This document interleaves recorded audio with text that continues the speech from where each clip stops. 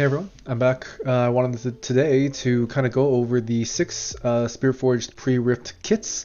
These are the 15 card packs you're going to be getting with your Pre-Rift kit.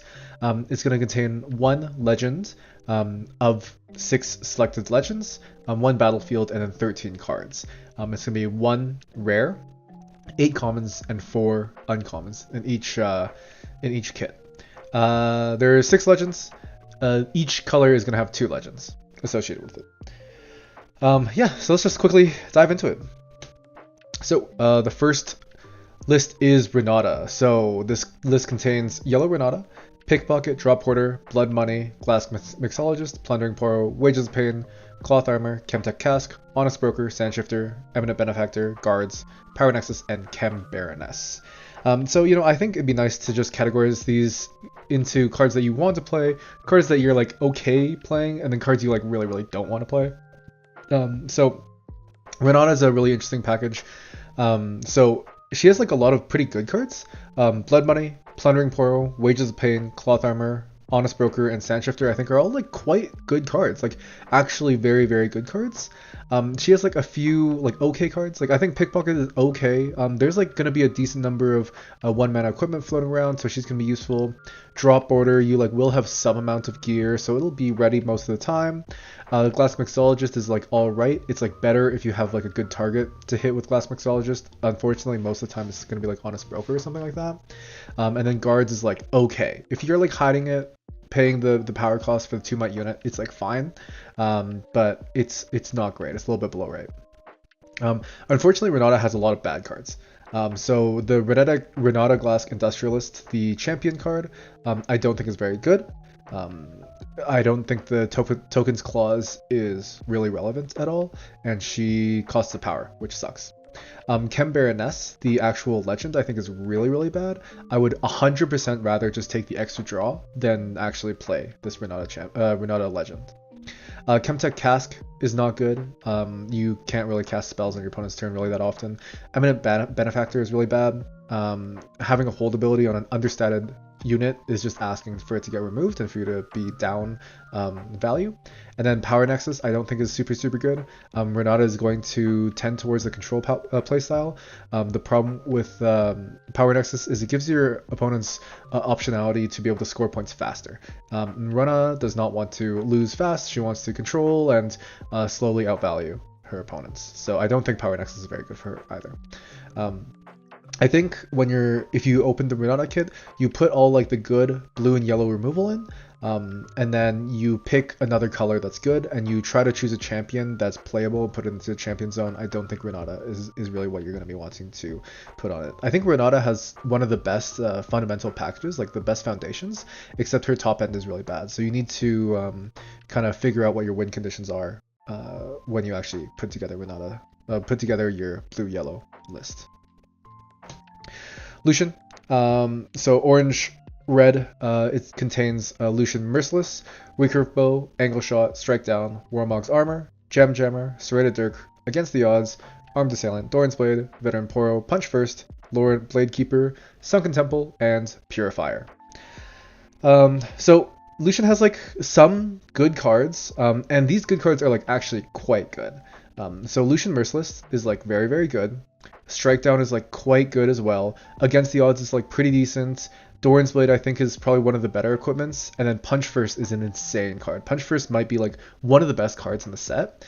And Lucian's Pre-Rift kit is the only kit that contains Punch First. So you're guaranteed to be able to have access to one of the best cards in the game. So I think Lucian's kit is very, very valuable because of that. One of the problems with Lucian is that he has a lot of just okay cards in his pool as well. Warmog's Armor I think is just okay. Gem Jammer is okay. I think Gem Jammer is like leaning towards good, but I think it's still just okay. Serrated Dirk I think is like fine.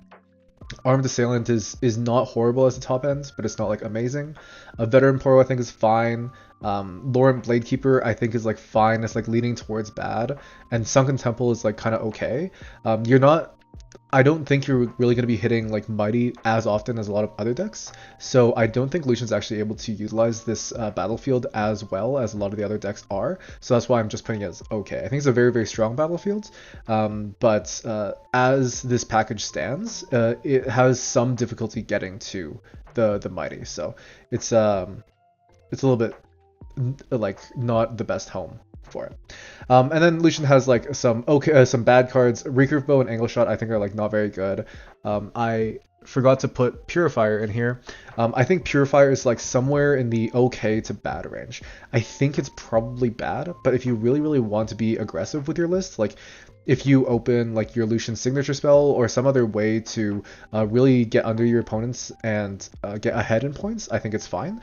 I think you really need to open good removal, open good combat tricks, open really, really good low cost units, and I think it's playable.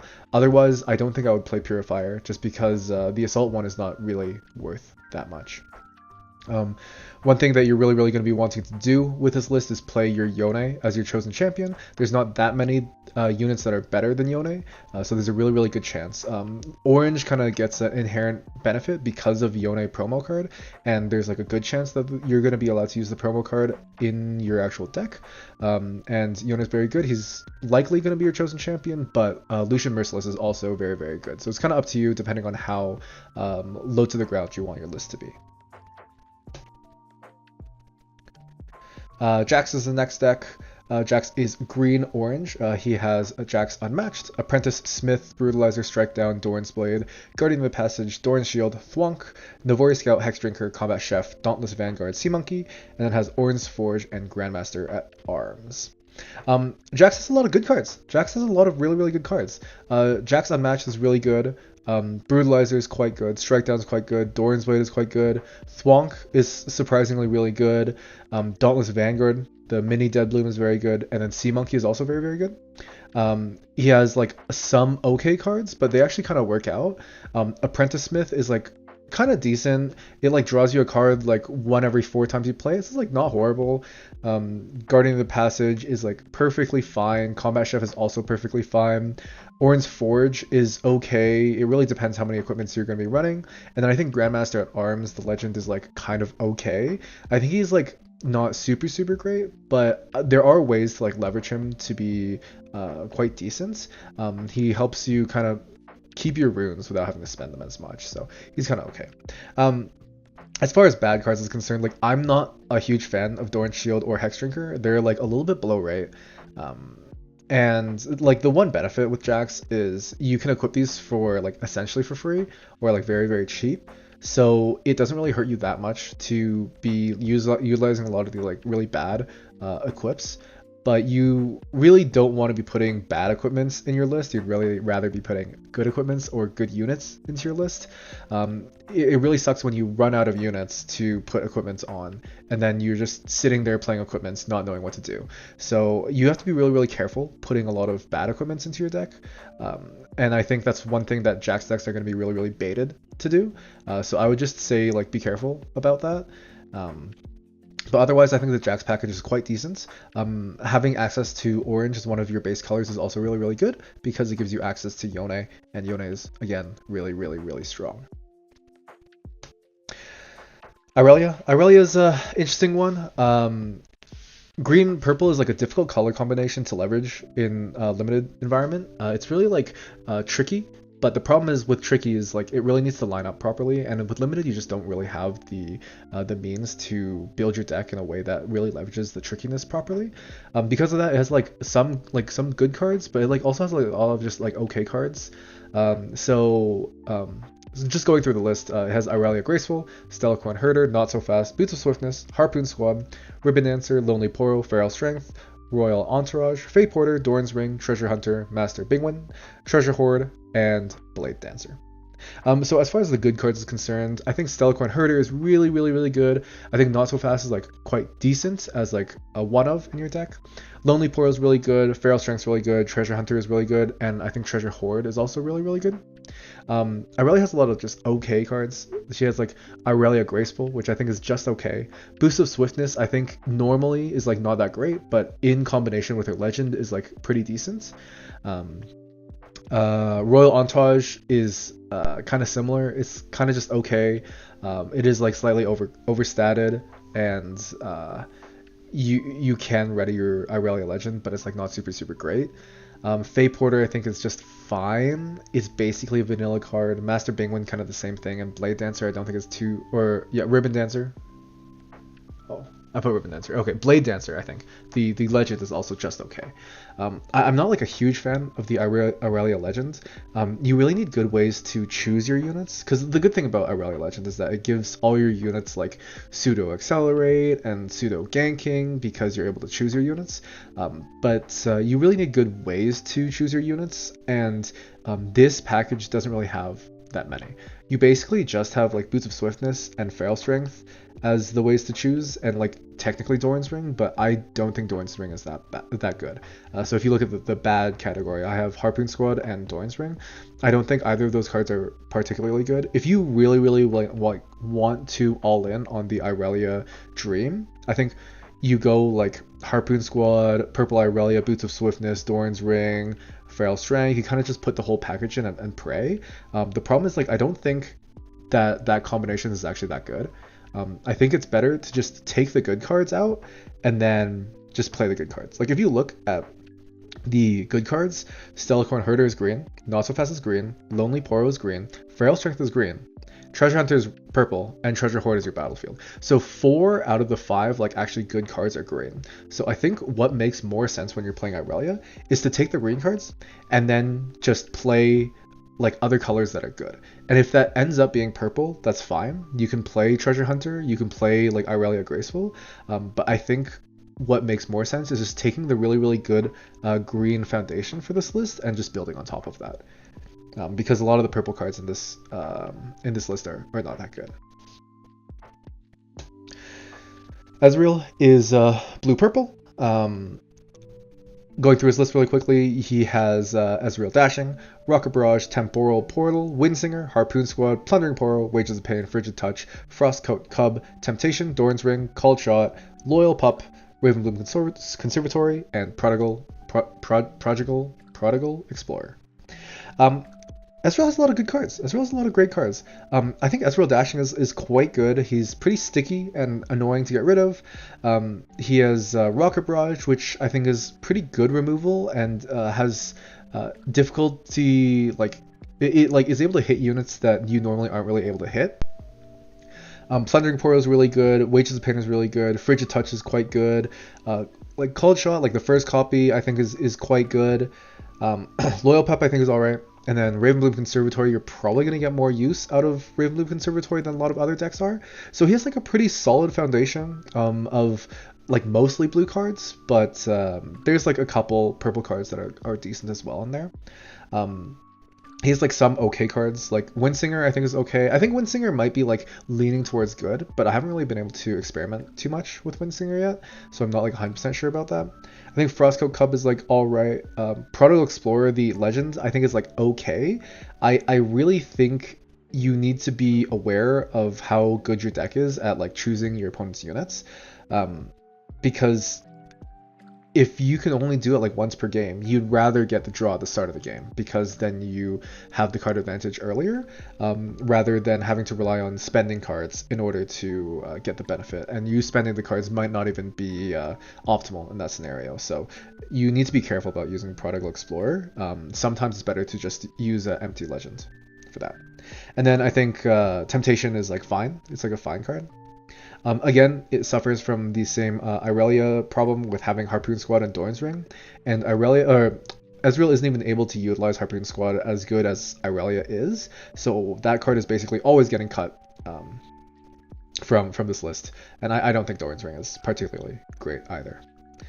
So what ends up happening with Ezreal is I think you probably just take the blue cards, and then depending on how many decent to good purple cards you end up opening, you can go into purple, but you can be really comfortable taking the blue base in here. Oh, I forgot to put Temporal Portal into this. Temporal Portal is horrible. Never play Temporal Portal. That card is not good. The card is not good. Don't play that. But other than that, his blue foundation is really good, so you can build off of that. Lastly, we have Rek'sai. So the person who made the graphics for this didn't upload the Rek'sai one, so I just really quickly put it together in another site. So it's Void Burrower, and then the battlefield is Seat of Power, and then you have Blood Rush, Bonds of Strength, Trusty Ram Hound, Void Hatchling, Bushwhack, Void Drone, Eco Drakehound, BF Sword, Laurent, Duelist, Perched Grimworm, Royal Guard, Dragunder, and then Rek'sai Burrower. I think this list is like kind of okay. There's like a lot of good cards. There's like, and then like a lot of the other cards are like okay to unplayable. The one benefit that Rek'sai has is Rek'sai is the strongest legend out of the 6 legends. You're basically always going to want to be playing this because it's basically free card advantage. And I think the legend is quite good. So lots of people were kind of trash talking this legend or this pre-rift kit a little bit because a lot of these cards are kind of bad. But the benefit of having a really good legend, I think, helps offset that. So I don't think you should be too upset if you're getting Void Burrower. I'd be most upset if I got Blade Dancer, to be honest. But going over the good cards, Void Burrower is the best legend out of the pre-rift kits. Blood Rush is quite good. Eager Drakehound, I think, is quite good. BF Sword is probably one of the better equipments in this set. Royal Guard, I think, is quite good, especially with BF Sword being in his set. Dragunder is good, and then Rek'sai Swarm Queen is also really good. Okay cards, like I think Bonds of Strength is like just barely playable. I think it's like maybe in the bad category. Trusty Ramhound is also in like the okay. It's basically vanilla. Void Hatchling is also basically vanilla.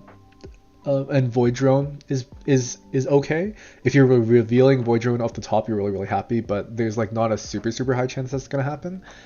But it's just something that to keep in mind. And then it does have like the most bad cards, which is like Bushwhack, I think is like borderline unplayable.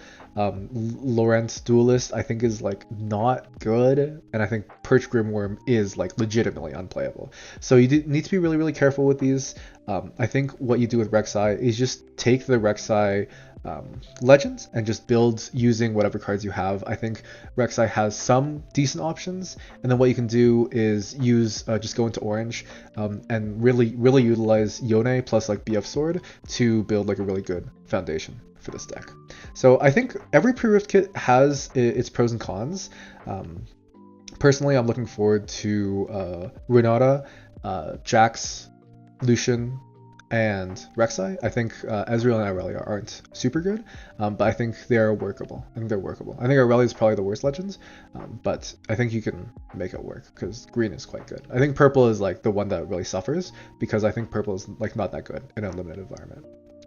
But anyways, so that's all the legends. I wanted to go a little bit quicker this time since my last video was 3.5 hours. So hope you enjoyed. I'll come back soon with another video. Thanks for watching.